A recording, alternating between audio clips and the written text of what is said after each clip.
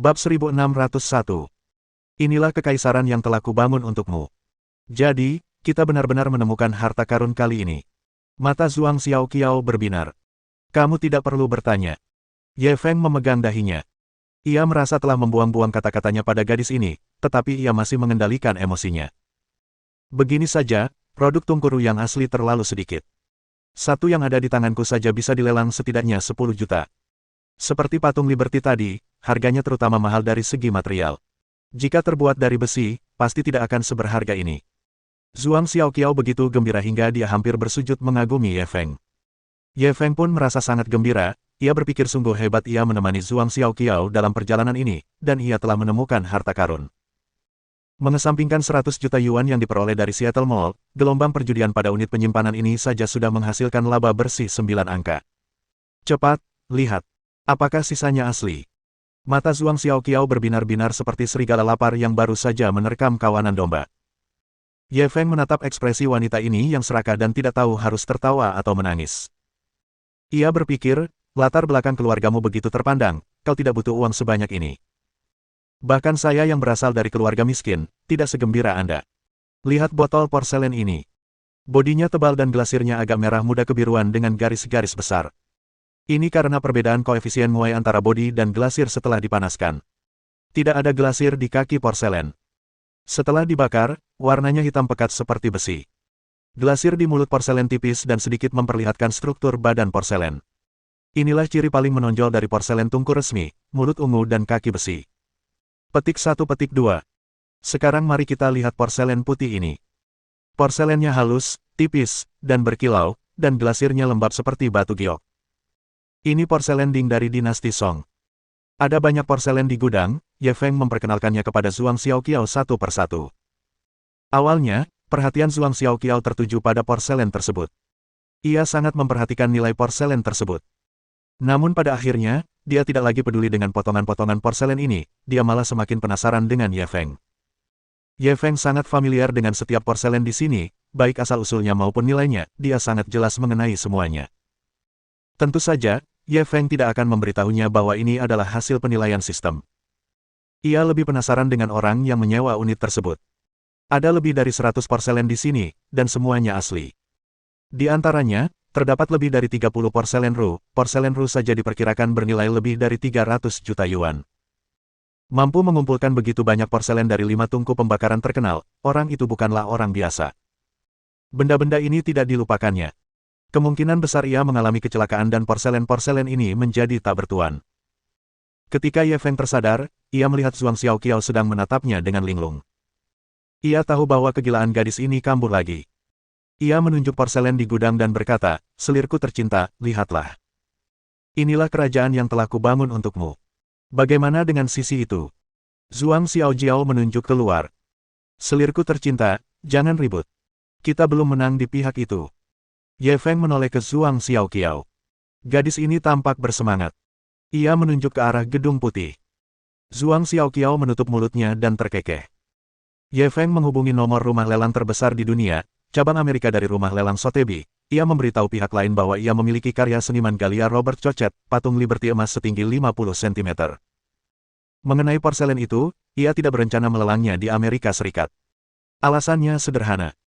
Barang-barang ini awalnya mengalir dari negaranya, dan ia harus membawanya kembali. Ia tidak bisa membiarkannya berkeliaran di negara asing. Jika tidak, ia akan menjadi penjahat bagi negaranya. Di ujung telepon yang lain, ketika seorang staf balai lelang Sotheby menerima telepon dari Ye Feng, ia mengira akan ada bisnis besar yang datang, jadi ia dengan sopan bertanya, "Halo, ada yang bisa saya bantu?" Namun, ketika mendengar Ye Feng hanya berbasa-basi, raut wajahnya langsung muram, lalu ia berkata, F***, lalu menutup telepon. "Hei, Kal, jangan kasar begitu. Kau tahu, pelanggan itu Tuhan. Aku sudah berkali-kali memperingatkanmu." Manajer perusahaan lelang itu langsung menegurnya.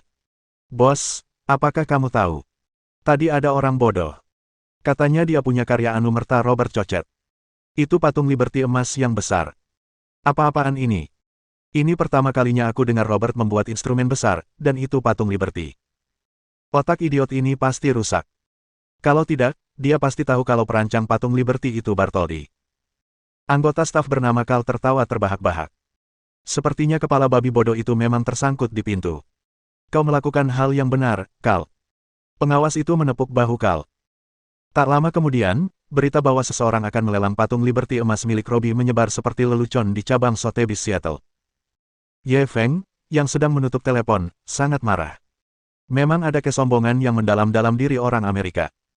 Namun setelah memikirkannya dengan saksama, Ye Feng merasa lebih baik membawa benda ini kembali ke negaranya untuk dilelang. Keamanan di Amerika tidak sebaik di negaranya sendiri, dan Amerika tidak memiliki kontrol senjata yang ketat. Seringkali ada orang Amerika yang merampok bank dengan senjata demi kemandirian. Patung emas Liberty terlalu mencolok. Lebih baik membawanya kembali ke negara asal untuk dilelang. Asalkan ia merilis berita itu lebih awal setelah kembali ke Tiongkok, ia tidak takut para seniman kaya yang mengejar Robert akan iri. Mereka bahkan mungkin datang ke Tiongkok dan memperjuangkan patung emas Liberty. Memikirkan hal ini, Ye Feng segera menelepon Chen Qiusan. Meskipun Balai Lelang Sotheby's di Seattle tidak mempercayai Ye Feng, Chen Qiusan, sebagai pimpinan Balai Lelang Sotheby's di Guangdong Selatan, memiliki banyak koneksi di Amerika Serikat. Ye Feng memintanya untuk menghubungi perusahaan pelayaran untuk membantu mengirimkan patung Liberty emas dan porselen tersebut kembali ke Tiongkok. Kakak, apa kau pikir sekarang sudah siang? Chen Qiusan terdengar agak malas di telepon. Begitukah? Aku berkeringat banyak. Bukan, bukan. Apa kau lupa kalau kau di distrik barat ke-5 dan aku di distrik timur ke-8? Kita berbeda 13 zona waktu. Chen Qiusan hendak mengumpat, berpikir dalam hati bahwa kakak laki-lakinya ini benar-benar tahu bagaimana memilih waktu yang tepat untuk menyiksa orang. Ye Feng sedikit malu, dia terlalu bersemangat dan melupakan hal ini. Setelah menyelesaikan percakapannya, Ye Feng menutup telepon. Setelah seharian penuh mendapatkan hasil, Ye Feng merasa sangat nyaman. Mereka berdua meninggalkan area gudang dan memanggil taksi kembali ke hotel. Setelah taksi melaju beberapa saat, Ye Feng merasa ada yang tidak beres. Meskipun ia tidak familiar dengan Amerika, ia masih ingat dengan jelas jalan-jalan yang mereka lalui, dan jalan ini jelas tidak benar. Sopir taksi itu sepertinya sengaja membawa mereka ke tempat terpencil. Ye Feng menoleh dan menatap Zhuang Xiaoqiao, melihat dia tidak merasakan adanya bahaya yang mendekat, dia pun tak dapat menahan diri untuk tidak menghela napas. Gadis ini ceroboh. Bab 1602. Balas dendam harus dilakukan saat itu juga. Ye Feng tahu bahwa kemunculan sopir taksi ini bukanlah suatu kebetulan. Dia telah menunjukkan kemampuannya untuk menghasilkan uang selama pelelangan gudang, dan dia telah menjadi sasaran penjahat di Amerika Serikat. Namun, ia sangat yakin dengan kekuatannya. Ia tahu akan menghadapi bahaya selanjutnya, tetapi ia tidak terburu-buru. Mobil itu melaju keluar dari kota yang ramai dan langsung menuju ke pinggiran kota yang sepi. Zhuang Xiaoqiao akhirnya bereaksi. Hei, teman. Apa kau salah jalan? Pengemudi itu tidak menggubris perkataannya dan terus melaju. Dia tidak salah jalan. Kita salah mobil. Ye Feng menyilangkan jari dan meletakkannya di belakang kepalanya. Ketika Zhuang Xiaoqiao mendengar ini, dia langsung mengerti apa yang sedang terjadi dan merasa sedikit gelisah. Jangan takut. Aku di sini untuk segalanya. Ye Feng tersenyum dan menepuk bahunya. Lagi pula, ini bukan pertama kalinya kami mengalami hal seperti ini. Anggap saja sebagai bumbu kecil dalam keseharian kita. Zhuang Xiaoqiao punya firasat aneh terhadap Ye Feng, setelah dihibur olehnya, dia sedikit rileks, tetapi masih ada kewaspadaan di matanya. Teman, kau membuat pacarku takut. Apa kau tidak akan menghentikan mobilnya? Tanya Ye Feng kepada pria kulit hitam yang sedang mengemudi. Saat itu, pria itu sudah memasuki area pantai yang sepi. Masih ada beberapa mobil terparkir di sana. Ia mengubah arah dan menginjak rem. Mobilnya berputar 180 derajat di tempat, menimbulkan debu dan pasir. Saat dia melayang, Ye Feng memeluk Zhuang Xiaoqiao yang begitu ketakutan hingga wajahnya pucat, untuk mencegahnya terluka. Sopirnya keluar, membuka pintu mobil, dan mengeluarkan pistol dari pinggangnya. Ia membuka pintu belakang dan berkata kepada Ye Feng, "Hei, teman, beritahu pacar kecilmu untuk tidak takut, kamu bisa keluar sekarang." Pada saat yang sama, lebih dari selusin pria, baik kulit hitam maupun putih, keluar dari mobil lain yang diparkir di sana. Mereka semua membawa senjata api, dan pengemudinya membawa pistol kecil. Senjata orang-orang ini agak konyol. Mereka punya senapan otomatis, senapan mesin, dan dua di antaranya membawa senapan Remington kaliber besar. Ye Feng menyeringai, merasa dirinya terlalu ceroboh. Dengan formasi lawan, tidak sulit baginya untuk melarikan diri dengan keterampilan bela dirinya, tetapi dengan Zhuang Xiaoqiao di sisinya, itu sedikit tidak nyaman. Setidaknya, itu adalah level yang lebih sulit daripada mode mudah yang dia bayangkan. Sobat, apa yang kau ragukan? Apa kau mau bertaruh kalau pistolku berisi peluru? Pria berkulit hitam itu mulai tidak sabar, ia mengarahkan pistolnya ke pelipis Ye Feng. Ye Feng menatap Zhuang Xiaoqiao yang gemetar ketakutan. Ia berkata dalam bahasa ibunya, aku akan keluar dari mobil. Segera berbaring. Ingat, jangan bangun. Hentikan omong kosongmu dan keluar dari mobil. Pria kulit hitam itu meraung dan mengangkat pistol di tangannya. Ye Feng kemudian berpura-pura mengangkat tangannya dan perlahan keluar dari mobil. Dia melihat seorang pria Asia di tengah kerumunan dan mengerutkan kening. Orang ini adalah pria Jepang yang dilihatnya saat dia menawar gudang. Tepat saat pria berkulit hitam itu hendak mendesak Zhuang Xiaoqiao agar keluar dari mobil, Ye Feng tiba-tiba menendang pintu mobil hingga tertutup, merebut pistol dari tangannya, dan memukulnya dengan pistol tersebut, membuatnya pingsan. Kemudian, Ye Feng melompat ke kursi pengemudi tanpa menutup pintu. Ia menginjak kopling, memindahkan gigi, lalu melepas kopling dan menginjak pedal gas. Mobil itu mengeluarkan raungan yang memekakkan telinga, dan kedua roda belakangnya mengeluarkan banyak debu kuning. Semua orang mengira dia akan pergi, jadi mereka mengangkat senjata dan menembaknya. Lampu di bagian belakang mobil meledak seketika, dan mobil itu penuh lubang. Untungnya, Zhuang Xiaoqiao ingat peringatan Ye Feng dan berbaring di kursi belakang, tanpa terluka. Namun Ye Feng mengubah arahnya, dia tiba-tiba berbalik dan bersandar di kemudi, dia menabrak pria Jepang yang sedang memegang Remington. Baka! Wajah pria Jepang itu berubah. Ia melepaskan dua tembakan ke arah depan mobil, memecahkan kaca mobil, tetapi ia juga terpental oleh mobil itu. Ye Feng tidak melonggarkan cengkramannya pada pedal gas, ia langsung melindas pria Jepang itu, menyebabkan awan darah meledak. Ketika ia berpindah ke gigi mundur lagi, gerombolan bule itu melihat bocah Tionghoa ini terlalu galak dan langsung berhamburan ketakutan. Ye Feng segera berbalik dan menuju ke kota. Kejar dia! Cepat kejar dia! Jangan biarkan bajingan ini kabur. Orang-orang Amerika itu melompat ke dalam mobil mereka dan mengejar Ye Feng. Sekelompok orang itu menjulurkan kepala mereka dari jendela mobil dan mulai menembakkan senjata mereka. Moncong senjata mereka menyemburkan api, dan peluru beterbangan. Orang Amerika sialan, kalian terlalu banyak menonton film. Ye Feng melihat ke kaca spion, melihat para bajingan ini masih ingin merusak bannya, dia meludah dan memutar setir dengan kedua tangan, mobil bergoyang maju mundur di jalan, membuat putaran es satu demi satu. Suara tembakan terdengar dari belakang, dan pelurunya menggesek pinggir jalan, menimbulkan percikan api beterbangan. Mobil-mobil itu saling kejar-kejaran di jalan. Ye Feng ingin sekali menginjak pedal gas. Mobil itu melaju dengan kecepatan ekstrim, seolah-olah akan meninggalkan tanah. Ye Feng, ada apa? Kamu tidak tertembak, kan? Zhuang Xiaoqiao menatap sudut mulut Ye Feng yang berlumuran darah melalui kaca spion. Ia sangat khawatir. Aku baik-baik saja.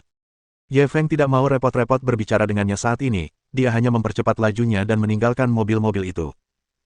Selama mereka memasuki kota, dia percaya orang-orang itu tidak akan berani mengejar mereka. Soal darah di sudut mulutnya, itu darah saat ia menabrak pria Jepang itu. Sudut mulutnya terkena setir, jadi bukan masalah besar. Melihat para bajingan itu mengejarnya, Ye Feng merasakan niat membunuh yang kuat, dan secara kebetulan, percabangan jalan yang sempit muncul di depannya. Ye Feng tiba-tiba terperosok ke persimpangan, melompat dari kursi pengemudi, dan berteriak kepada Zhuang Xiaoqiao, jalan, keluar dari sini. Kamu Feng. Zhuang Xiaoqiao berteriak histeris. Tetapi saat dia tengah mengkhawatirkan Ye Feng, dia melihat pemandangan yang sangat mengejutkan, itu juga merupakan pemandangan yang paling tak terlupakan dalam hidupnya. Mobil perampok pertama baru saja memasuki percabangan ketika Ye Feng melesat bagaikan bola meriam, menghadang mobil yang menyerbu ke arahnya, kakinya memecahkan kaca depan. Tak lama kemudian, pintu mobil terkoyak dan terlempar keluar. Kedua penjahat di kursi depan terhempas seperti karung yang tertiup angin. Mereka terlempar keluar mobil dan tewas di jalan. Kejadian yang tiba-tiba itu membuat kedua penjahat di kursi belakang ketakutan. Mereka menembak tanpa arah. Namun, reaksi Ye Feng terlalu cepat. Ia melompat keluar mobil sebelum mereka sempat menembak. Mobil itu masih melaju kencang, hampir menabrak mobil Zhuang Xiaoqiao. Ye Feng, yang hatinya dipenuhi amarah dan niat membunuh, menyerbu seperti binatang buas purba yang baru saja terbangun dari tidurnya. Ia melangkah maju dan menggunakan bahunya untuk menghantam sisi mobil perampok. Ledakan dahsyat itu langsung membalikkan mobil tersebut. Bab 1603. Kau sebut ini amarah buruk. Ye Feng merobek pintu mobil dan meninju pelipis salah satu penjahat. Pukulan itu mengandung tenaga dalam yang kuat yang seketika menghancurkan otak perampok itu dan menyebabkan bola matanya meledak. Perampok yang duduk di sebelahnya sudah ketakutan. Ia tak percaya kekuatan mengerikan seperti itu bisa dimiliki manusia, apalagi orang Asia. Ye Feng mengambil Remington dan sabuk peluru dari tangan penjahat yang sudah mati itu. Dia mengangkat tangannya dan menghancurkan kepala penjahat yang ketakutan itu. Dan semua ini terjadi dalam sekejap mata, hanya ketika Ye Feng menghabisi para perampok itu, perampok di belakang mereka akhirnya tiba di persimpangan jalan. Ya Tuhan, apa yang terjadi? Para penjahat di mobil belakang terkejut ketika mereka melihat kejadian ini. Mereka tidak tahu bagaimana Ye Feng melakukannya. Seperti kata pepatah, orang bodoh tidak takut. Mereka tidak melihat tindakan Ye Feng dengan mata kepala sendiri, mereka tidak merasa takut, jadi mereka melompat keluar dari mobil dan mulai menembak. Tidak peduli seberapa kuat kebugaran fisik Ye Feng, dia tidak dapat memblokir begitu banyak senjata otomatis, senapan serbu, dan Remington kaliber besar. Tanpa ragu-ragu, ia segera bersembunyi di balik mobil yang terbalik itu, menggantungkan Remington dan sabuk peluru di bahunya, dan mengeluarkan senapan otomatis dari mobil. Jangkrik di pepohonan adalah yang pertama kali merasakan angin emas, beberapa diam-diam dikirim ke kematian tanpa menyadarinya. Ye Feng mendengar suara tembakan dari musuh, dia memanfaatkan waktu ketika para penjahat sedang mengisi ulang senjata mereka dan berdiri. Ketepatannya masih sangat akurat. Dengan rentetan tembakan ini, dua penjahat langsung jatuh ke tanah. Penjahat lainnya melihat ini dan segera bersembunyi di balik mobil. Mereka mengisi ulang magasin mereka dan membalas tembakan. Ye Feng membuang senapan otomatis yang telah habis dipakainya, mengisi ulang Remington, dan menunggu waktu yang tepat. Mobil yang ia gunakan sebagai kedok kini berlubang-lubang. Tubuh kedua penjahat itu juga berlubang-lubang. Daging beterbangan di mana-mana, darah berceceran di seluruh wajahnya. Para perampok mungkin tidak menyangka Ye Feng begitu sulit dihadapi. Mereka tidak membawa banyak peluru, dan setelah beberapa ronde pertempuran, mereka telah menghabiskan semua amunisi mereka. Pada saat ini, Ye Feng tidak perlu bersembunyi lagi, dia bergegas menuju pria berkulit hitam. Ye Feng melesat sejauh 7 hingga 8 meter, pria berkulit hitam itu hanya merasakan otak dan tulangnya berdengung. Pergilah dan temui Tuhanmu. Ye Feng mengambil Remington dan pria kulit hitam itu ditembak di kepala. Seorang penjahat kulit putih di sebelahnya berbalik dan lari ketakutan. Ye Feng menyusulnya dan mengarahkan senapannya ke belakang pria kulit putih itu. Kamu juga harus pergi dan bertemu Tuhan. Kang. Saat senapan meraung, gumpalan darah menyembur dari bagian belakang jantung pria kulit putih itu dan ia pun jatuh ke tanah. Darah mengalir di sudut mulutnya, dan tubuhnya masih berkedut. Sialan! Monyet kuning sialan! Dua penjahat kulit putih lainnya mengumpat, mereka mengeluarkan belati dan menerkam punggung Ye Feng. Ye Feng benci dengan cara orang kulit putih ini menyebut orang Tionghoa. Ketika mendengar suara angin bergerak di belakang kepalanya, ia tiba-tiba berbalik dan menendang belati di tangan kedua orang itu. Ia lalu menembak orang di sebelah kiri. Ye Feng tidak berniat membunuhnya secara langsung, jadi dia sengaja memindahkan senjatanya beberapa inci jauhnya. Dengan satu tembakan, mulut pria kulit putih itu hancur berkeping-keping. Gigi-giginya copot, dan separuh wajahnya hilang, memperlihatkan tulang-tulang putih mengerikan di tanah. Rasa sakit yang hebat menghantam otak orang kulit putih itu, menyebabkan dia pingsan. Ye Feng kemudian menerkam di depan orang lain. Jari telunjuk dan jari tengah kanannya membentuk kait, ia memasukkannya ke dalam mulut orang itu dan menariknya dengan kuat. Luka berdarah robek dari sudut mulut orang itu, menyebar ke telinganya, memperlihatkan giginya. Ketika beberapa penjahat yang tersisa melihat bahwa Ye Feng seperti dewa kematian yang baru saja keluar dari Asura Arena, mereka begitu ketakutan hingga kaki mereka gemetar, dan ingin pergi. Tapi bagaimana Ye Feng bisa membiarkan mereka pergi? Setelah bertahun-tahun, gen biadab orang-orang ini yang suka menyerang belum punah, mereka tidak bisa disebut manusia, dan Ye Feng tidak akan menoleransi mereka. Pada saat itu, ia meledak dengan kekuatan ledakan yang hampir mustahil dimiliki manusia. Ia berhasil menyusul mobil yang baru saja menyala. Ia melompat ke depan mobil dan menginjak kap mobil dengan kedua kakinya, menciptakan dua lubang besar.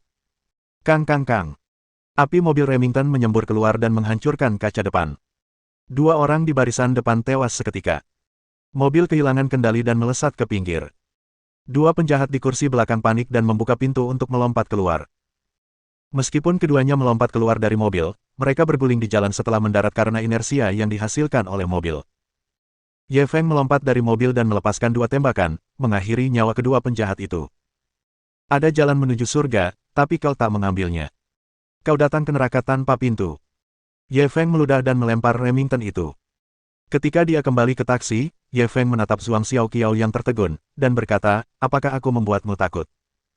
Mengapa sebelumnya, aku tidak memperhatikanmu? Zhuang Xiaoqiao masih dalam keadaan terkejut, dia tidak tega melihat keadaan menyedihkan para penjahat itu, tetapi darah di tubuh Ye Feng sangat menarik perhatian.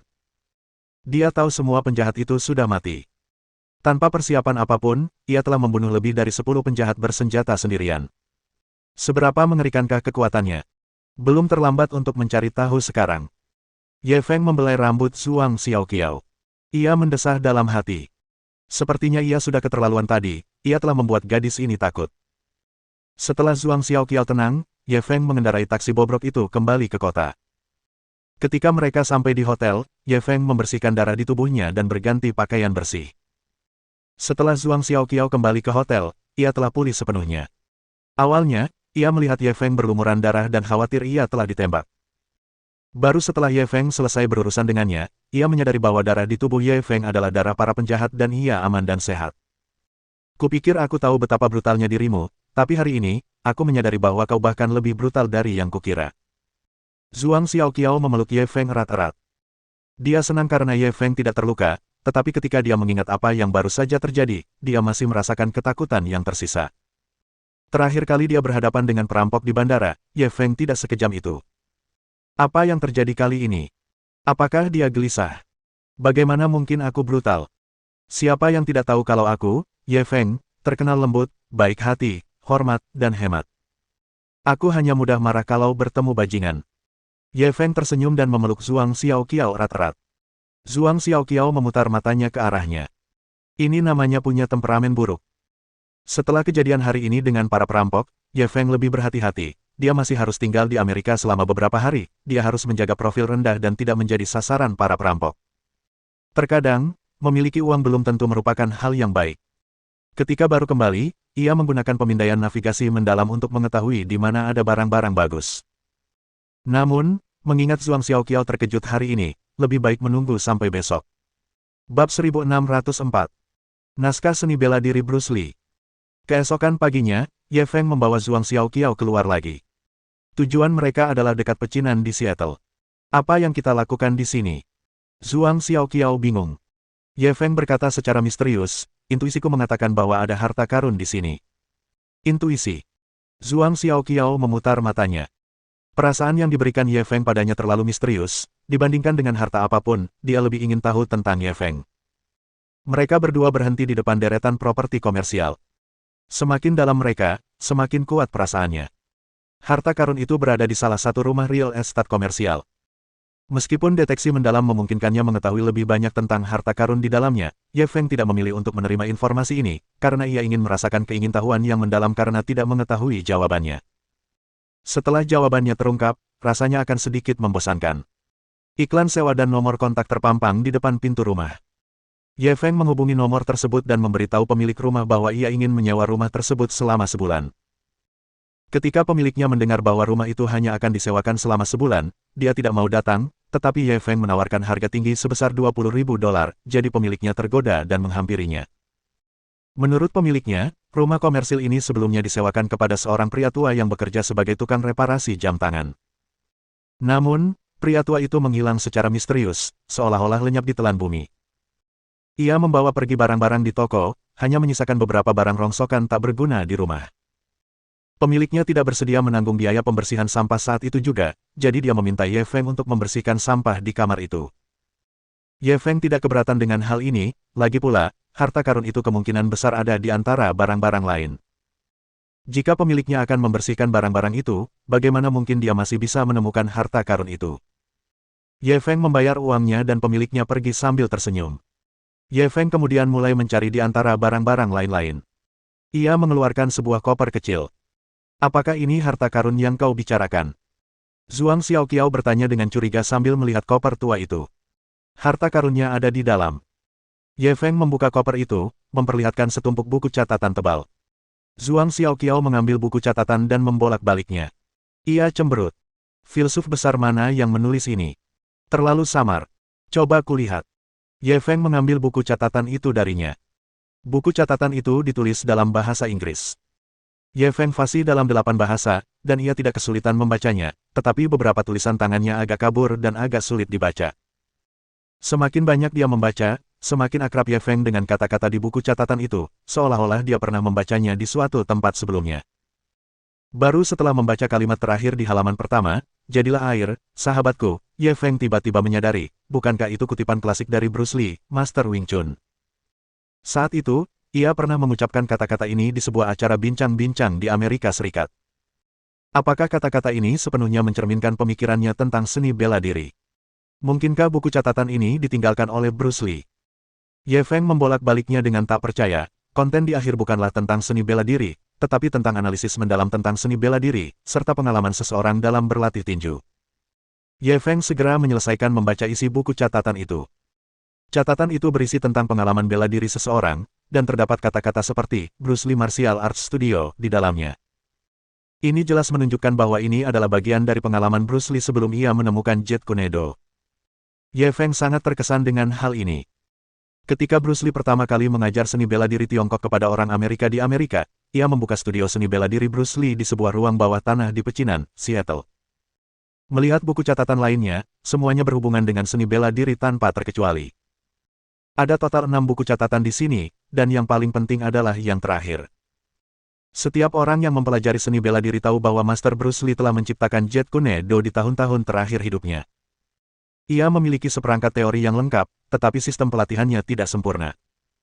Atau lebih tepatnya, Jeet Kune Do pada saat itu bukanlah Jeet Kune Do yang telah dikembangkan Bruce Lee hingga matang.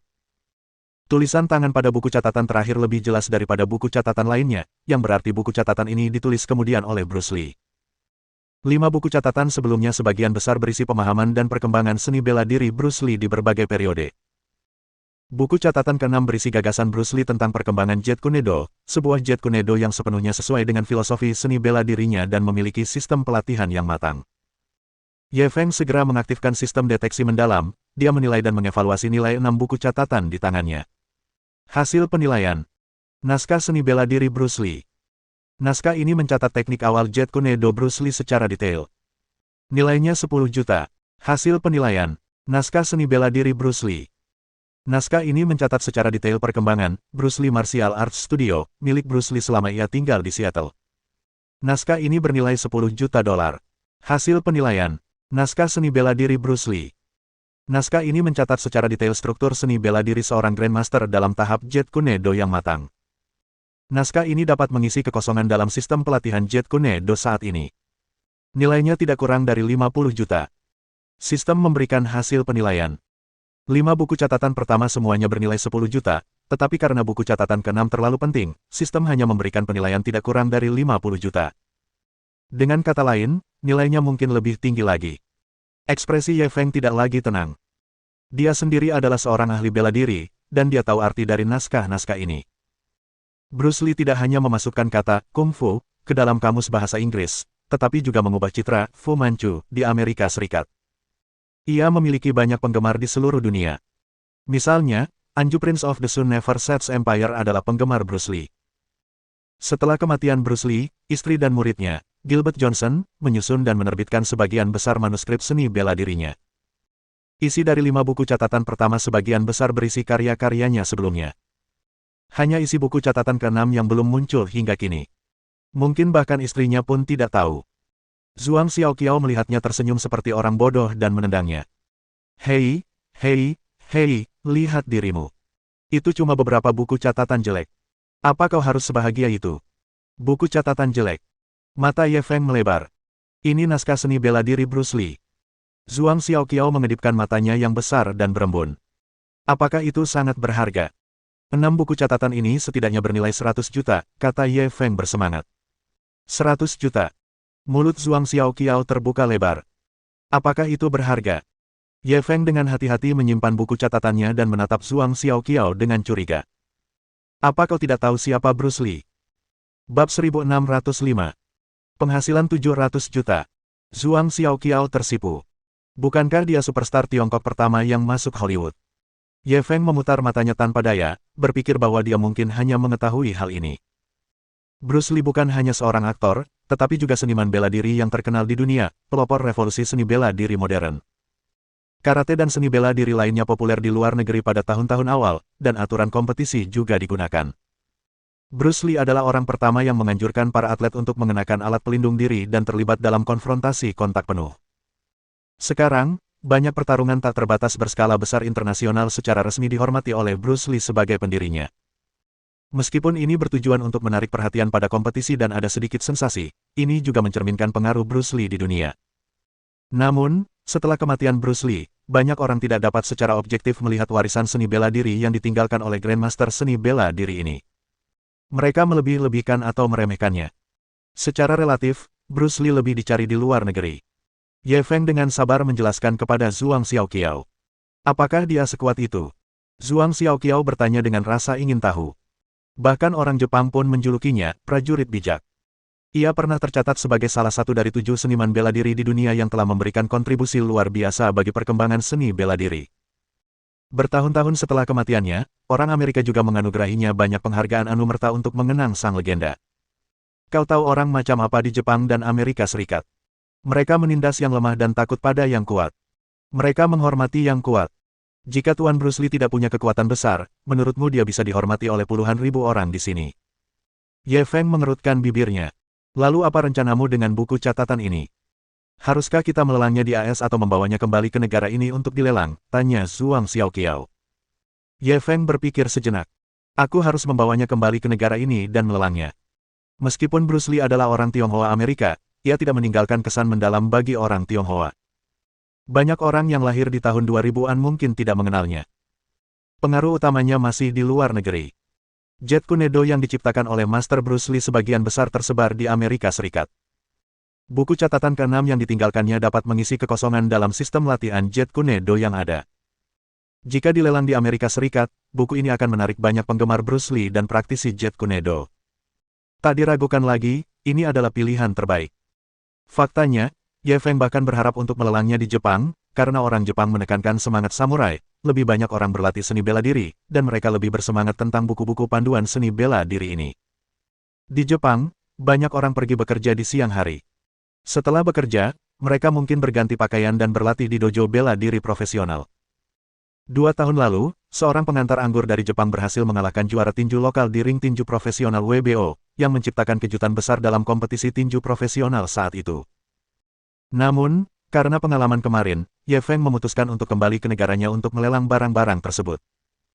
Ye Feng sedikit trauma dengan para perampok kejam kemarin, bukan karena takut bertemu mereka lagi, melainkan karena akan sangat merepotkan jika ia diincar oleh pasukan dunia bawah setempat. Selain itu, ia harus mempertimbangkan keselamatan Zhuang Xiaoqiao. Di Tiongkok, naskah seni bela diri Bruce Lee mungkin tidak terlalu menggemparkan, tetapi ia juga bisa merilis berita tersebut terlebih dahulu untuk menarik minat orang asing agar berpartisipasi dalam pelelangan. Chen Qiusan adalah penanggung jawab cabang perusahaan lelang Sotheby's di Guangdong Selatan, jadi ia jelas memiliki kemampuan untuk melakukannya. Ia bisa saja meminta bantuannya ketika saatnya tiba. Setelah menyimpan naskah Bruce Lee, Ye Feng dan Zhuang Xiaojiao mengunci pintu dan pergi. Dia tidak mau membersihkan sampah di kamar. Kalau pemiliknya ingat, dia bisa membersihkannya sendiri. Lokasi harta karun tersembunyi yang terdeteksi kemarin bukan hanya di sini. Ada tempat lain, yaitu di area gudang. Ye Feng duduk di taksi, menghitung keuntungan dari perjalanan ke Amerika ini. 3 manuskrip Picasso senilai ratusan juta dolar, sebuah patung Liberty emas senilai 70 juta dolar. Ada juga lebih dari 100 porselen dari 5 tungku pembakaran terkenal. Porselen Rus saja bernilai 300 juta yuan, termasuk porselen dari 4 tungku pembakaran terkenal lainnya, total nilainya diperkirakan sekitar 600 juta yuan. Jika ditambahkan dengan naskah Bruce Lee, diperkirakan secara konservatif nilainya mencapai 100 juta yuan. Sampai saat ini, dia telah memperoleh harta senilai hampir 700 juta yuan dalam perjalanannya ke Amerika. Keren. Rasanya sungguh menyenangkan. Orang Amerika telah menjara begitu banyak harta dari Tiongkok saat itu. Keuntungannya kali ini tidak seberapa dibandingkan dengan apa yang telah dirampas orang Amerika saat itu. Bahkan tidak cukup untuk mendapatkan bunganya. Memikirkan hal ini, Ye Feng menyipitkan matanya. Karena dia sudah di sini, dia akan mengumpulkan bunga untuk leluhurnya. Ketika mereka sampai di area gudang, Ye Feng menggunakan fungsi navigasi lagi untuk memastikan lokasi pasti harta karun itu. Hasil akhir mengejutkan Ye Feng, 5 unit penyimpanan di depannya berisi harta karun. Karena unit penyimpanan ini tidak dilelang, Ye Feng segera menemukan manajer penyimpanan dan menghubungi perusahaan penyewaan melalui dia. Dilaporkan bahwa kelima gudang ini disewa oleh orang yang sama bertahun-tahun yang lalu. Namun, beberapa tahun yang lalu, penyewa tiba-tiba menghilang. Untuk mengosongkan unit, perusahaan penyewaan ingin melelangnya sekaligus. Namun, jumlah unit penyimpanan di sini terlalu banyak. Para penjudi gudang profesional yang bertaruh pada unit penyimpanan itu miskin dan tidak dapat menawar semuanya. Setelah berkomunikasi dengan pihak lain, Ye Feng menegosiasikan harga. Ada total 5 unit penyimpanan di deretan ini, dan masing-masing unit bernilai $20.000. Akhirnya, ia membeli semuanya dengan harga $100.000. Setelah kedua belah pihak menandatangani kontrak, manajer gudang membuka gudang yang telah lama disegel. Di dalam gudang terdapat kotak-kotak kayu yang penuh debu. Setelah memasuki unit penyimpanan, Ye Feng dan Zhuang Xiaoqiao menyadari bahwa semua unit penyimpanan di baris ini telah terhubung di dalam. Di gudang itu, tidak ada apa-apa, kecuali kotak kayu. Wah, banyak sekali kotaknya. Apa isinya? Zhuang Xiaoqiao menggosok-gosokkan kedua tangannya, matanya penuh harap. Ye Feng sungguh luar biasa. Selama dia mengikuti Ye Feng, dia tidak perlu khawatir tidak bisa menemukan harta karun. Oleh karena itu, meskipun kotak-kotak ini belum dibuka, Zhuang Xiaoqiao merasa pasti ada banyak harta karun di dalamnya. Kotak-kotak kayu ini semuanya terkunci, tetapi Ye Feng tidak kesulitan memecahkan kuncinya.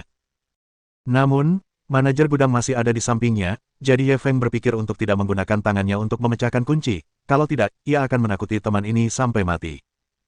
Pada akhirnya, Ye Feng meminjam linggis dari manajer gudang dan membuka kotak kayu itu. Meskipun kekuatan ini mengejutkan manajer gudang, namun tidak sampai membuatnya terkejut. Namun, manajer gudang tetap terkejut karena kotak kayu itu berisi batangan perak putih. Sesederhana dan sekasar itu, wajah Ye Feng berkedut. Untuk mempertahankan rasa antisipasi dan misteri yang diinginkannya, ia tidak memeriksa barang-barang di dalam kotak kayu itu secara detail. Ia mengira di dalam kotak kayu itu ada beberapa barang antik dan peninggalan budaya, tetapi ia tidak menyangka kalau itu adalah batangan perak. Zhuang Xiaoqiao tak kuasa menahan diri untuk menelan ludah. Apakah kotak-kotak lainnya juga berisi perak? Bab 1606. 5 juta tael perak. Ye Feng tidak menjawab. Ia hanya membuktikan dugaan Zhuang Xiaoqiao dengan tindakannya. Ia membongkar lebih dari 10 kotak kayu berjajar dan menemukan semuanya berisi batangan perak. Menjelang akhir, Ye Feng tak lagi berniat melanjutkan penggalian. Ia mulai menelusuri sistemnya secara mendalam, dan menyimpulkan bahwa ada ribuan kotak di gudang-gudang ini, semuanya berisi perak, totalnya 5 juta tael. Kalau dikonversi ke RMB, nilainya 650 juta. Ye Feng merasa sedikit tercekik, dan Zhuang Xiaoqiao juga merasa tak sanggup bertahan lebih lama lagi. Berapa kali lagi ia harus menabung sebanyak itu? Manajer gudang itu begitu marah sampai-sampai ia hampir menemui Tuhan. Ia telah menjaga gudang ini selama bertahun-tahun, mengapa ia tidak terpikir untuk membukanya dan melihatnya? Seandainya ia mengambil beberapa kotak perak dan menjualnya, ia tak perlu lagi menjadi antek ibu kota. Dengan sedikit perubahan, ia akan menjadi identik dengan ibu kota. Saat itu, ia terdorong untuk menghubungi manajemen senior perusahaan dan melaporkan masalah ini. Barangkali perusahaan akan memberinya imbalan yang besar. Tetapi memikirkan bagaimana perusahaan telah menandatangani kontrak dengan Ye Feng, dan itu ditulis hitam di atas putih dengan sidik jarinya, sudah terlambat untuk menyesalinya sekarang. Apa yang harus kita lakukan? Zhuang Xiaoqiao menoleh menatap Ye Feng dengan tatapan robot. Ye Feng menarik napas dalam-dalam, dia mengamati bentuk dan kualitas batangan perak di dalam kotak, begitu pula bentuk batangan tersebut. Warna ingot-ingot tersebut agak hitam, yang disebabkan oleh oksidasi jangka panjang. Ini berarti ingot-ingot perak ini sudah cukup tua. Ingot-ingot tersebut kemungkinan besar dijarah oleh Amerika pada akhir dinasti Qing. Meskipun barang-barang ini awalnya berasal dari Tiongkok, zaman telah berubah. Orang Amerika modern tidak mempermasalahkannya. Lagi pula, perak sendiri merupakan logam mulia. Tidak realistis untuk mengangkut begitu banyak perak kembali ke Tiongkok. Prosedur bea cukai tidak dapat diselesaikan. Ye Feng merasa sedikit menyesal karena dia tidak bisa membawa begitu banyak perak kembali ke negaranya, tetapi dia tidak punya pilihan lain, dia hanya bisa memikirkan cara untuk menjualnya di Amerika. Dia tidak punya koneksi di Amerika Serikat, jadi dia hanya bisa menelepon Chen Qiusan, yang berada jauh di seberang lautan. Hei, Saudara Ye, ada apa? Chen Qiusan tidak mengumpat kali ini. Alasannya sangat sederhana, Ye Feng meneleponnya sekitar pukul 9 pagi di Amerika, dan saat itu baru pukul 9 malam di Tiongkok, jadi dia masih terjaga. Masalah ini agak mendesak. Mari kita singkat saja. Ye Feng takut Chen Qiusan akan melewatkan setiap kata yang diucapkannya, jadi dia memeluk ponselnya erat-erat dan berteriak, aku punya 5 juta tael perak di Amerika. Aku pasti tidak bisa membawa barang-barang ini kembali ke negara ini. Bantu aku menemukan cara untuk menyingkirkannya dengan cepat. Apa-apaan ini? 5 juta. Saudara Ye, aku tahu kau sangat mengesankan, tapi bisakah kau berhenti menyombongkan diri? Mata Chen Qiusan melebar. Apa aku orang seperti itu? Ini benar-benar 5 juta tael perak. Cepat hubungi seseorang untuk mengurusnya, teriak Ye Feng. Chen Qiusan menarik napas dalam-dalam, mencoba menenangkan dirinya. Dia tahu Ye Feng berkata jujur, dia hanya terlalu bersemangat ketika mendengar hadiahnya 5 juta tael perak. Darahnya mendidih, dia hampir tak bisa menahan keinginan untuk melakukan beberapa push-up. Dengarkan aku. 5 juta tael perak bukanlah jumlah yang sedikit. Aku tidak bisa mencerna semuanya sekaligus dengan koneksiku di Amerika, kata Chen Qiusan. Lalu apa yang harus kita lakukan? Ye Feng mengerutkan kening. Potongan daging lezat ini tepat di samping mulutnya, bisakah ia kabur? Jangan cemas, dengarkan aku. Chen Qiusan berkata dengan sungguh-sungguh, seperti seorang ayah tua yang peduli pada putranya. Aku akan membantumu menghubungi temanku di Amerika Serikat. Berikan semuanya padanya dan biarkan dia membantumu menjualnya. Butuh waktu 1 tahun untuk mentransfer semuanya. Setelah itu, kau hanya perlu memberinya komisi yang cukup besar. Apakah ini bisa diandalkan? Ye Feng secara alami mempercayai Chen Qiusan, kalau tidak, dia tidak akan langsung meneleponnya, tetapi dia tidak mengenal teman Chen Qiusan, jadi dia sedikit khawatir. Jangan khawatir. Orang Tiongkok tidak berbohong kepada orang Tiongkok, kata Chen Qiusan. Teman saya ini bukan salah satu pecundang Amerika. Dia orang yang sangat teliti. Baiklah, bantu aku menghubunginya. Aku tahu aturannya. Kalau ini berhasil, aku akan memberinya komisi 5%. Ye Feng memutuskan. Bagus. Chen Qiusan menutup telepon. Ye Feng mengambil ponselnya dan menghubungi perusahaan pengawal ternama di Amerika. Ia menghabiskan banyak uang untuk menyewa banyak pengawal untuk menjaga gudang. Perusahaan pengawal itu juga memiliki cabang di Seattle. Lebih dari 20 pengawal segera menuju ke area gudang. Ketika pertama kali tiba, mereka mengira mereka ada di sana untuk melindungi seseorang. Mereka tidak menyangka harus menjaga gudang. Mereka pun terkejut. Harga yang ditawarkan Ye Feng sangat tinggi, dan pekerjaan menjaga gudang jauh lebih aman daripada melindungi seseorang, jadi mereka cukup senang melakukannya. Ye Feng sangat puas dengan kualitas keseluruhan pengawal ini. Kelompok ini sebagian besar adalah pensiunan tentara dengan kapalan tebal di tangan mereka. Terlihat bahwa mereka sering memegang senjata, dan juga membawa senjata. Dengan tim seperti itu, Ye Feng merasa lega. Berapa banyak bajingan bodoh yang berani berlari ke moncong senjata. Mungkin para pengawal itu merasa bahwa Ye Feng membesar-besarkan masalah dengan menghabiskan uang untuk menjaga gudang, itu karena mereka tidak tahu apa yang ada di dalam gudang. Selain itu, Ye Feng membayar mereka untuk datang ke sini bukan untuk mencegah penjahat, tetapi untuk mencegah orang-orang dari perusahaan penyewaan. Siapakah yang tahu kalau manajer gudang akan memberitahu petinggi perusahaan penyewaan mengenai hal ini, dan siapakah yang tahu kalau orang-orang dari perusahaan penyewaan akan memanfaatkan ketidakhadirannya untuk mengosongkan gudang. Manusia mati demi kekayaan, dan burung mati demi makanan. Meskipun ini adalah pepatah yang diucapkan oleh orang Tiongkok kuno, pepatah ini berlaku dimanapun di dunia. Khususnya bagi para kapitalis yang akan menjual tali gantung mereka untuk mendapatkan uang, Ye Feng tidak percaya bahwa mereka akan mengikuti aturan. Terlebih lagi, Ye Feng tahu bahwa saat berhadapan dengan beruang, seseorang harus memegang kapaknya erat-erat. Setelah mengatur 5 juta tael perak, Ye Feng menemani Zhuang Xiaoqiao berjalan-jalan di jalan-jalan Amerika.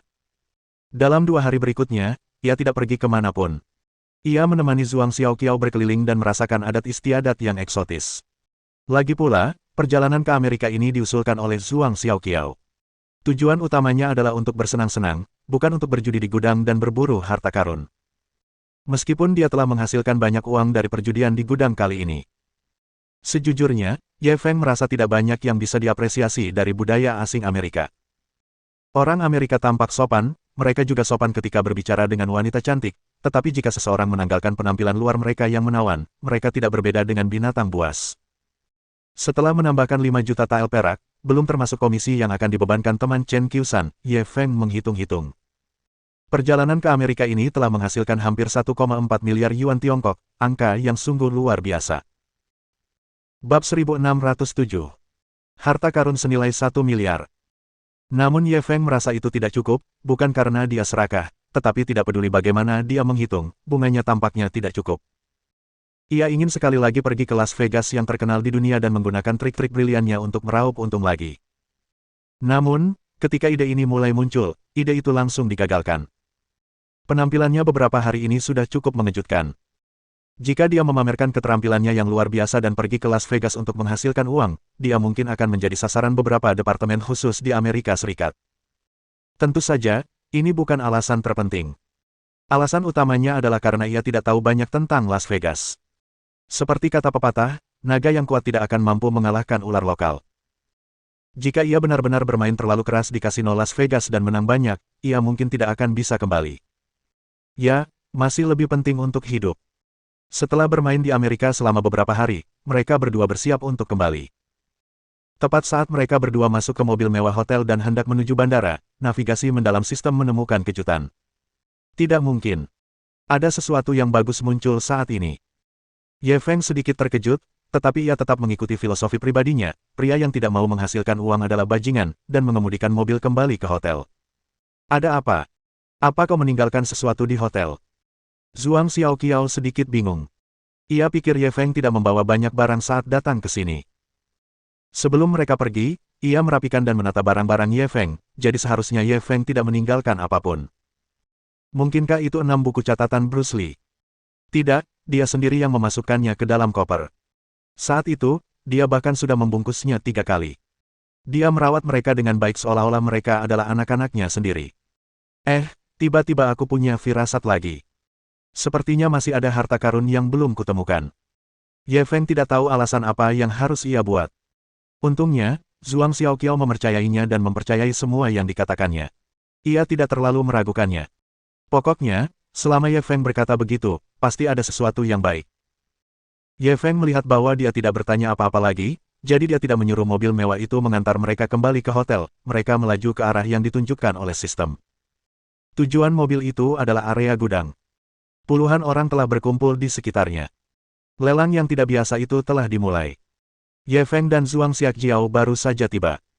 Melihat hanya ada staf dan sekelompok penggemar judi yang menjaga unit penyimpanan, mereka tidak ikut lelang. Mereka segera berlari ke area kantor, mendaftarkan nama mereka, lalu bergegas kembali ke area penyimpanan. Ketika mereka berdua berlari, staf membawa sekelompok orang ke unit penyimpanan ketiga. 2 unit penyimpanan pertama telah dinilai oleh sistem dan tidak berisi barang berharga apapun. Di unit penyimpanan ketiga, terdapat setumpuk pakaian yang belum dibuka. Sepertinya penyewa sebelumnya adalah seorang penjual pakaian. Tidak diketahui apakah pria ini merugi dalam bisnisnya atau sudah meninggal. Bagaimanapun, pakaian-pakaian ini tertutup debu. Semua orang mencemooh unit penyimpanan seperti itu. Pakaian-pakaian di dalamnya terlalu tua, dan semua modelnya berasal dari beberapa tahun yang lalu. Bahkan jika seseorang membelinya dengan harga murah, mereka tidak akan bisa menjualnya. Jika mereka menyimpannya, mereka mungkin tidak akan bisa memakai semuanya di kehidupan selanjutnya. Ketika pintu unit penyimpanan keempat dibuka, Ye Feng menjadi waspada, pemindaian navigasi sistem memberitahunya bahwa ada barang berharga di dalam.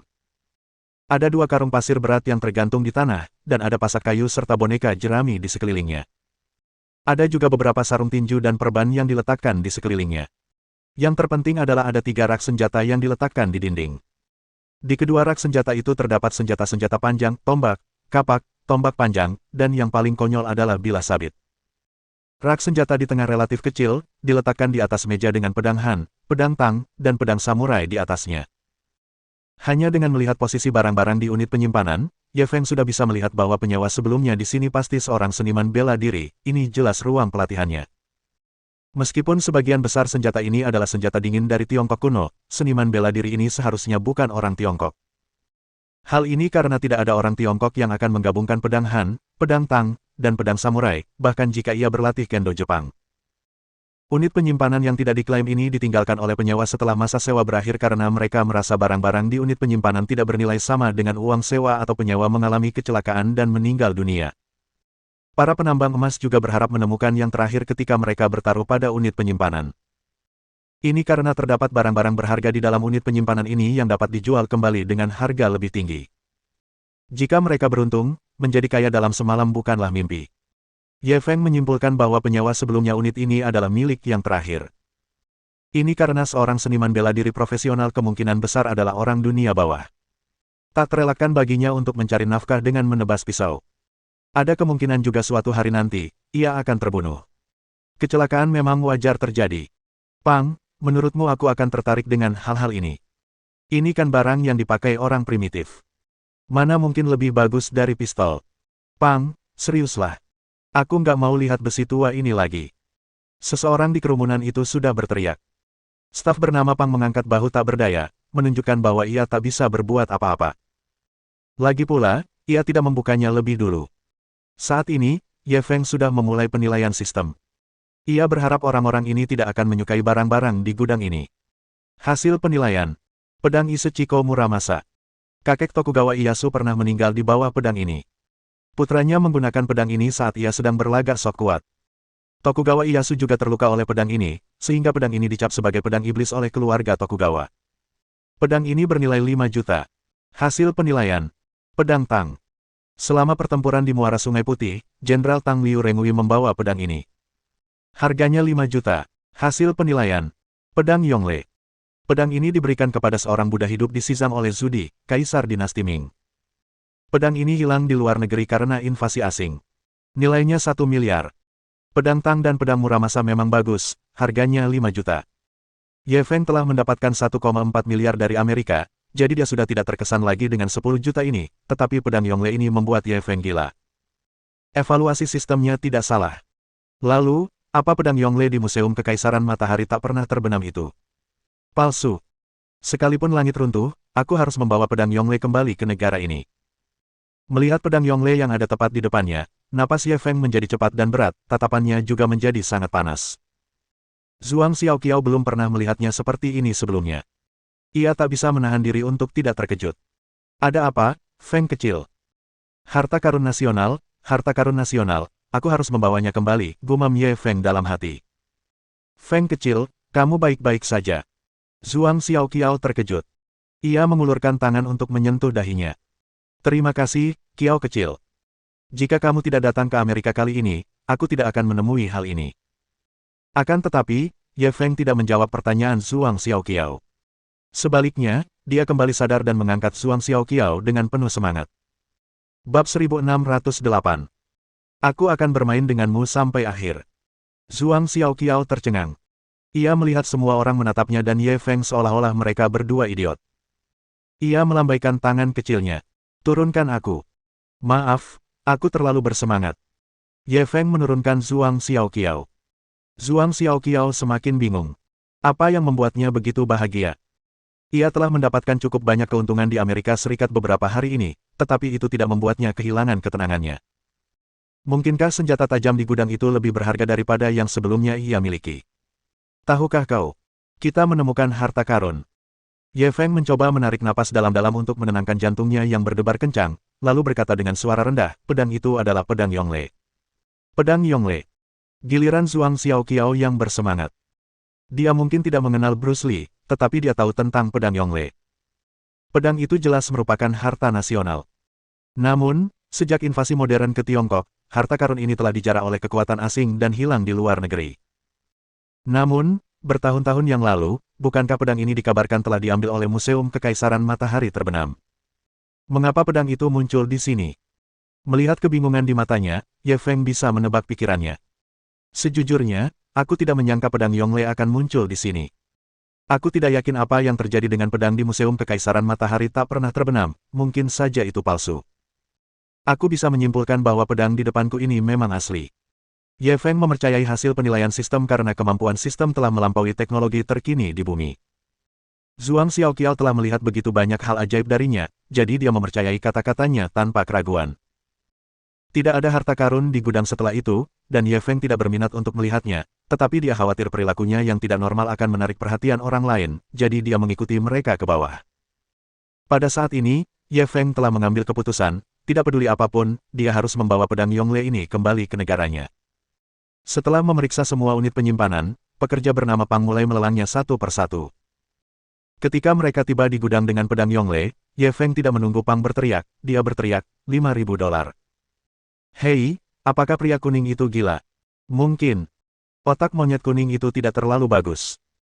Menghabiskan $5.000 untuk menawar senjata primitif ini, sungguh lucu. Kerumunan sudah gempar, orang-orang Amerika ini mencemooh tindakan Ye Feng dan mereka mengira dia sedang bermimpi. Melihat reaksi semua orang, Pang merasa mustahil untuk menghasut orang lain agar menaikkan harga, jadi dia siap menjatuhkan palu. Saya menawar $6.000. Sebuah suara tiba-tiba terdengar dari kerumunan. Ye Feng langsung menoleh.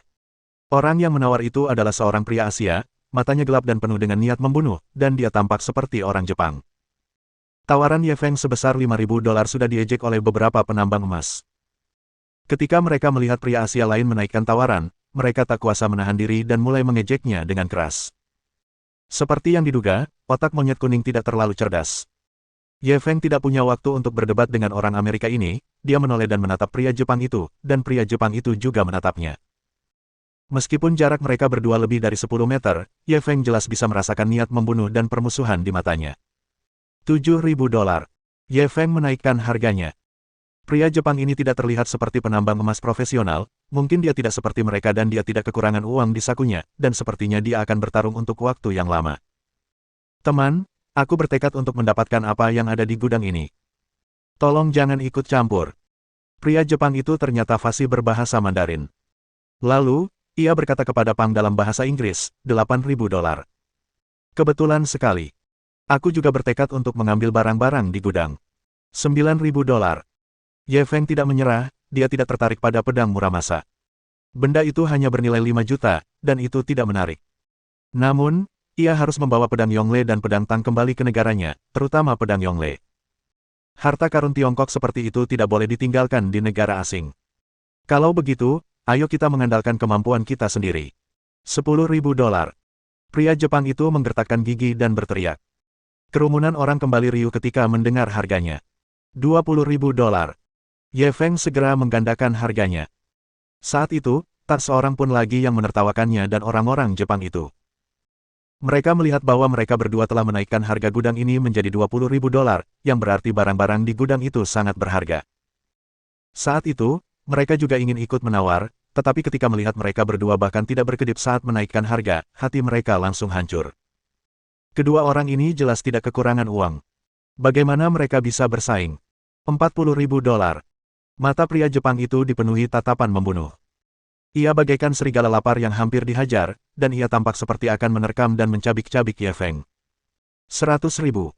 Ye Feng tidak takut dengan tatapan orang lain. Dia berkata dengan tenang, kamu bisa terus mengikutiku. Bahkan jika aku harus menghabiskan semua tabunganku hari ini, aku akan bermain denganmu sampai akhir. Pria Jepang itu mengepalkan tangannya erat-erat, dia tidak terus menaikkan harga, tetapi dia memelototi Ye Feng dengan ganas dan berbalik untuk pergi. Ye Feng hanya mengangkat alisnya. Tatapan terakhir pria Jepang itu membuatnya merasa seperti sedang diincar ular berbisa. Orang ini sungguh merepotkan.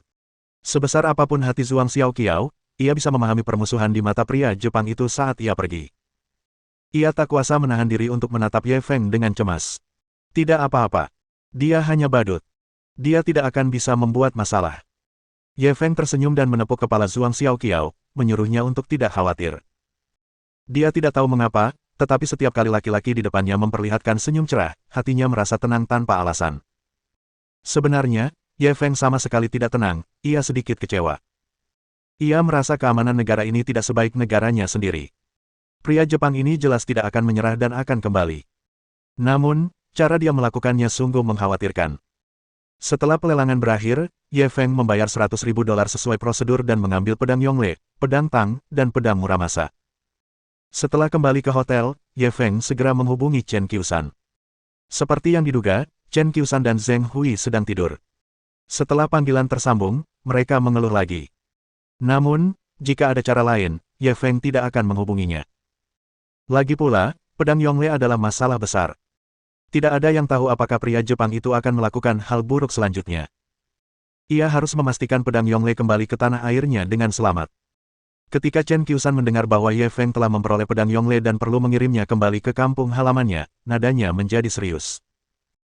Awalnya dia tidak mempertanyakan keaslian pedang Yongle, tetapi terlepas dari benar atau tidaknya pedang Yongle, dia terlebih dahulu memastikan pedang itu dikirim kembali ke negaranya dengan aman. Setelah menutup telepon, Chen Qiusan menghubungi seorang teman yang berada jauh di Amerika. Bab 1609. Kau mengacaukan kami. Tidak lama kemudian, teman Chen Qiusan mengirim seseorang ke hotel untuk mengambil pedang Yongle, pedang Tang, dan pedang Muramasa. Teman Chen Qiusan memiliki pengaruh besar di Amerika, dan ia dapat memastikan semua prosedur bea cukai ditangani dan pedang Yongle diangkut kembali ke negaranya dengan aman. Saat ini, Ye Feng juga sedang mempertimbangkan untuk meninggalkan Amerika. Ia telah mendapatkan banyak keuntungan dari perjalanan ke Amerika ini, yaitu 2,5 miliar, jadi perjalanan ini bukanlah perjalanan yang sia-sia. Ye Feng menghela napas panjang dan mulai memesan tiket pesawat, untuk meninggalkan tempat bermasalah ini bersama Zhuang Xiaoqiao sesegera mungkin. Keesokan paginya, Ye Feng dan Zhuang Xiaoqiao berkemas dan bersiap pergi ke bandara untuk berganti penerbangan paling awal. Tetapi saat dia sampai di lobi hotel, Ye Feng melihat beberapa orang di luar, mereka semua orang Asia. Amerika adalah negara imigran, dan ada banyak orang Amerika Asia, jadi itu tidak aneh. Namun, ketika memikirkan pria Jepang kemarin, Ye Feng menjadi waspada. Ia paling khawatir pria-pria Asia ini juga orang Jepang, dan mereka bersama pria Jepang kemarin.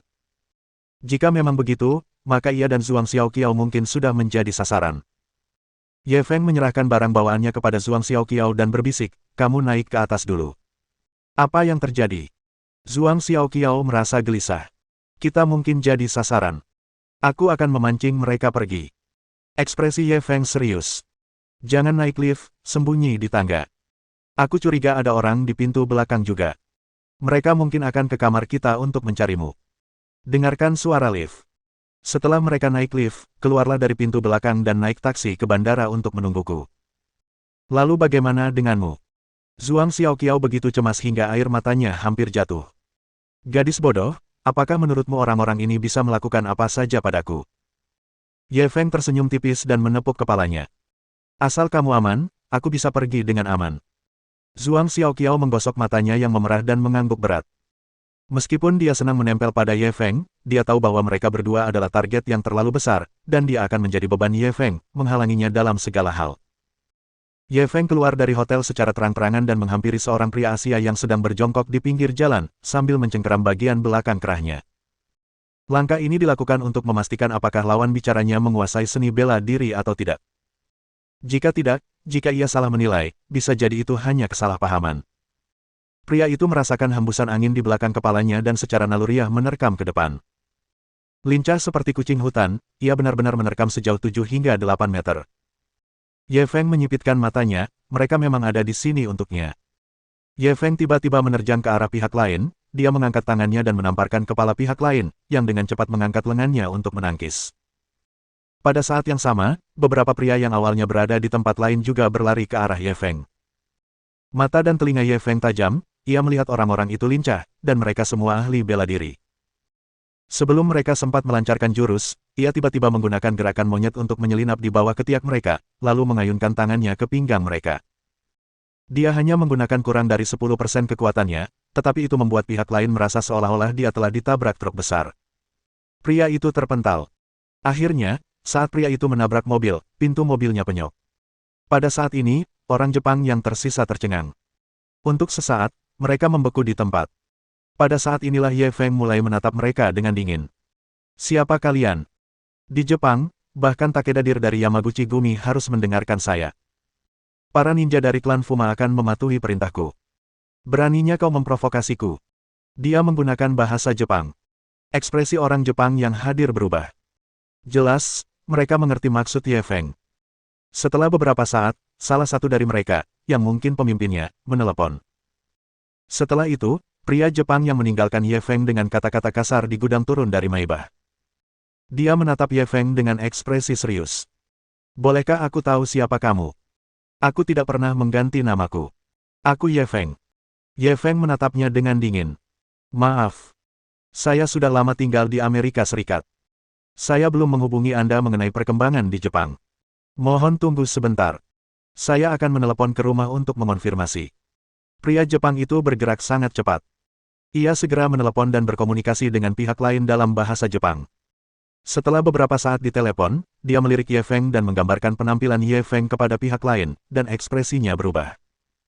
Setelah itu, ketika panggilan telepon berakhir, tanpa perlu Ye Feng mengatakan apapun, ia langsung menghampiri Ye Feng dengan ekspresi muram. Celepuk. Dia berlutut di depan Ye Feng. "Ye Feng-san, aku benar-benar minta maaf.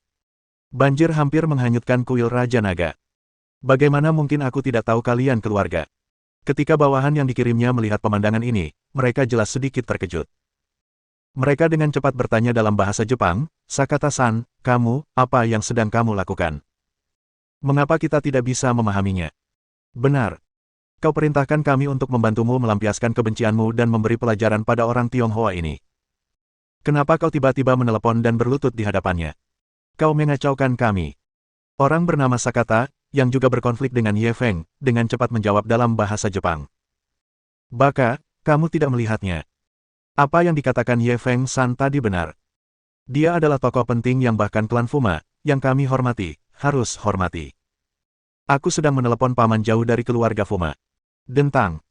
Seketika, suara tembakan senjata api jatuh ke tanah terdengar satu demi satu. Ekspresi para seniman bela diri yang hendak menyerang Ye Feng juga berubah. Selanjutnya, tanpa perlu Sakata mengatakan apapun, mereka juga berlutut di tanah. Ye Feng tidak peduli dengan mereka. Melihat banyak orang berkumpul di sekitarnya, ia menatap Sakata dengan dingin. Siapa kau? Sebagai tanggapan atas Ye Feng San, nama saya Sakata Natsuya. Saya dari keluarga Sakata di Jepang. Keringat dingin mengucur di dahi Sakata. Sebelumnya, keluarga kami mendapatkan dukungan dari keluarga Fuma dan cukup beruntung untuk meraih beberapa prestasi di Amerika. Fuma Chizuru dari keluarga Fuma adalah pamanku. Aku tidak tahu kalau kau tamu kehormatan klan Fuma. Aku sungguh minta maaf. Ye Feng tidak terlalu tertarik dengan semangat seorang pengrajin. Apa? Mendengar bahwa ia entah bagaimana memiliki hubungan dengan keluarga Fuma, ekspresinya tidak berubah sama sekali. Sebaliknya, bibirnya melengkung membentuk senyum nakal. Karena kau memiliki hubungan dengan keluarga Fuma, kau seharusnya tahu konsekuensi memprovokasiku, kan? Permintaan maaf yang sederhana tidak dapat menghilangkan kemarahan di hatiku. Bab 1610. Ya Tuhan, apakah orang ini gila? Sakata Natsuya tampaknya tidak terkejut sama sekali. Ia menarik napas dalam-dalam dan mengangkat salah satu lengannya. Tiba-tiba, ia menekuknya ke arah yang berlawanan. Dengan suara berderak, wajahnya berubah pucat dan tubuhnya gemetar. Dia benar-benar mematahkan lengannya sendiri. Orang-orang Amerika yang berkumpul di sekitarnya tercengang. Ya Tuhan, apa orang ini gila? Hanya karena satu kalimat dari orang itu, lengannya sendiri patah. Mendengarkan suara patahannya sungguh mengerikan. Sulit membayangkan betapa sakitnya.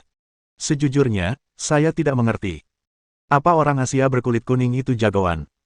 Dia bisa bikin orang-orang ini ketakutan. Bodoh, situasi saat ini sudah jelas. Latar belakang pemuda berkulit kuning itu seharusnya tidak terlalu besar, tapi sangat menakutkan. Lagi pula, aku belum pernah melihat orang yang bisa menakuti bos geng sampai mematahkan lengannya sendiri dan meminta maaf atas dosa-dosanya. Bahkan di tahun-tahun awal, ketika organisasi pemakaman merajalela, kekuatannya tidak sebesar ini. Kecuali tim peraih medali emas dari organisasi pemakaman atau bahkan tim legendaris di atas tim peraih medali emas mengambil tindakan. Akan tetapi, Sakata Natsuya tampaknya tidak mendengar pembicaraan itu. Setelah lengannya patah dan terkulai lemah, dia menarik napas dalam-dalam beberapa kali dan menahan rasa sakit sebelum menatap Ye Feng. Ye Feng San, aku benar-benar minta maaf atas apa yang terjadi sebelumnya. Aku tidak menyangka kau adalah sahabat paling terhormat klan Fuma. Aku sudah merepotkanmu. Dengan keadaanku sekarang, apakah kamu akan lebih tenang? Ye Feng cukup puas dengan reaksinya. Melihat dia berlutut di tanah dengan patuh, menunggu pengampunannya tanpa emosi lain di matanya, Ye Feng segera berhenti tersenyum. Saya telah melihat ketulusanmu. Tapi bagaimana dengan bawahanmu? Hai. Sakata Natsuya langsung membungkuk. Akan ku minta mereka menunjukkan ketulusan mereka. Kemudian dia berbalik menatap bawahannya dan memaki mereka dalam bahasa mereka.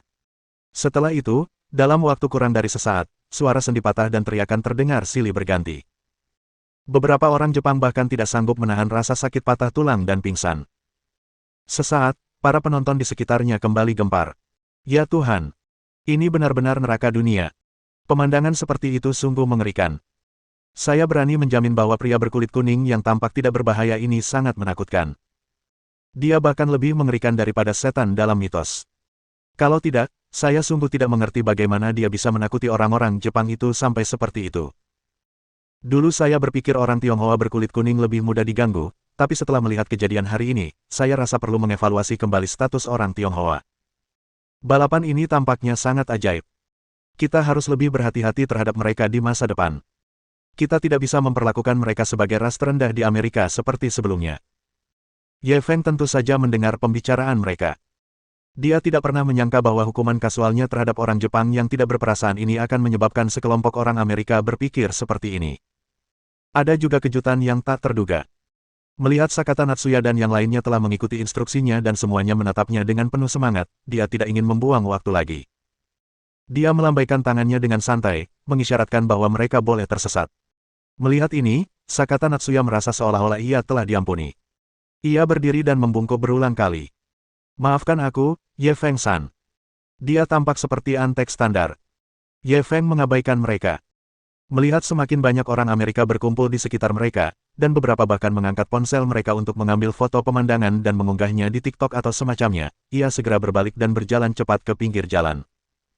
Beberapa warga Amerika tidak mau menyerah.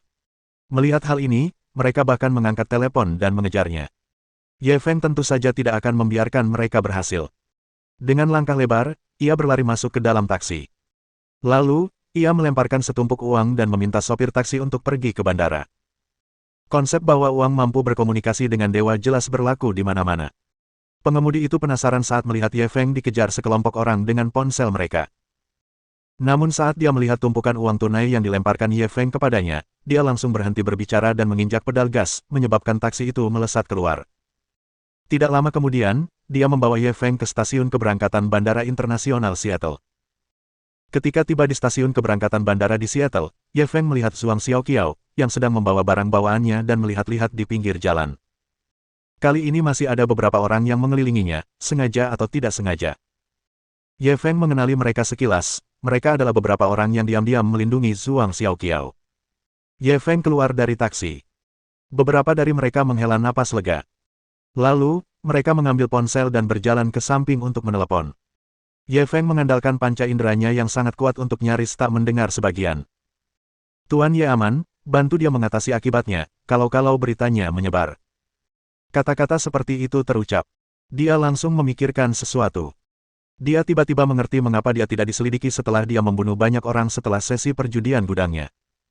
Kalau dipikir-pikir, orang-orang ini diam-diam telah membantunya mengatasi akibatnya. Ketika orang-orang itu sedang menelepon, mereka bubar secara sengaja atau tidak sengaja. Ye Feng ingin mendengarkan percakapan mereka. Zhuang Xiaoqiao sudah meninggalkan barang bawaannya. Ia berlari dan memeluknya erat-erat. Ye Feng, kau baik-baik saja. Coba saya periksa apakah ada bagian yang hilang. Sambil berbicara, dia mengamati Ye Feng, tangannya meraba tubuh Ye Feng dengan gelisah. Ye Feng mengira dia khawatir dan membiarkannya melakukan apapun yang diinginkannya. Namun, ketika ia melihat tangan wanita itu masih menjelajahi tubuh bagian atasnya, ia segera meraih tangannya. Semuanya baik-baik saja. Tidak perlu diperiksa lagi. Mereka hanya beberapa pencuri. Mereka tidak cukup untuk mengancamku.